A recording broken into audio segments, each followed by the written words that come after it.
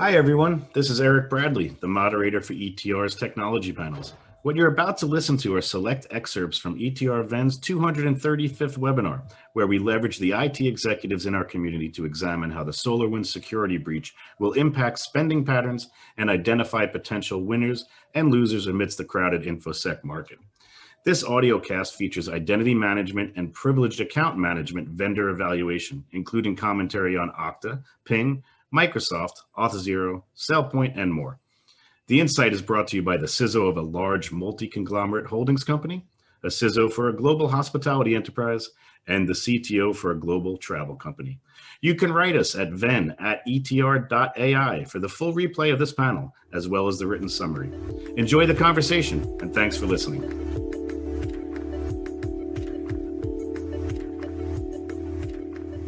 SailPoint's been around since 2005. It's hard to believe that that's when the company was actually founded, and they are aggressively marketing themselves in the cloud space. They have identity and multi-cloud. They basically proclaim to be a multi-cloud security infrastructure play where they'll integrate into Amazon, Google, and Microsoft, and they also have seamless integrations into a bunch of SaaS applications similar to Okta. So they are, targeting the Okta market, and then are also, pitching industry-based solutions. So they're starting to get more traction. I think that probably more customer education will be required, but they are a multi-cloud security play that's starting to get a little bit of traction, and they do have some really good compliance, controls in place for, HIPAA, SOX, 21 CFR, Part 11, et cetera. Yeah, I think, Auth0 is an emerging company that's starting to compete pretty heavily in the identity and access management space. It's an easy to implement solution because it's API based. And so plugging in similar to Okta, they give you a standard set of APIs that allow you to seamlessly manage and scale out customers. Having experience of implemented Ping in the past, it's integration heavy.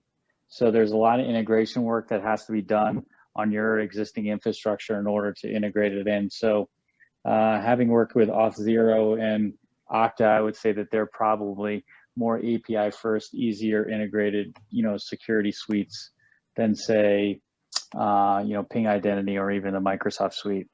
Really, I like Okta. I like the interface that you get, the menu, the ability, how it operates through the enterprise to allow people to really almost, have a seamless experience to sign into various apps that you put into their menu or their app library, if you will.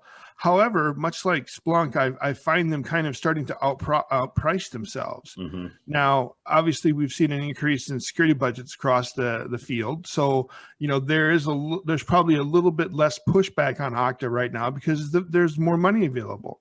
But I've seriously taken a step back from Okta and started looking at Microsoft as maybe doing the same type of authentication that I have Okta doing. So. The jury is still out. I like Okta. I think it's I hate to say this, it's pretty. The users like it. It's simple. However, it is expensive, and I think the Microsoft solution could be compelling if you were a big Microsoft shop. I see PAM as increasing. I think CyberArk, being a major leader in the space, is going to do well. If you look at the SolarWinds breach, one of the remediation steps a lot of companies had to take was an evaluation of all of the accounts that had been provisioned to or through the system, because it heavily integrates. So knowing what those accounts are, resetting passwords, understanding what they were doing in your systems is all in the PAM space. So I think that there's going to be a legitimate bump for demand for privilege access and service account management in the next year.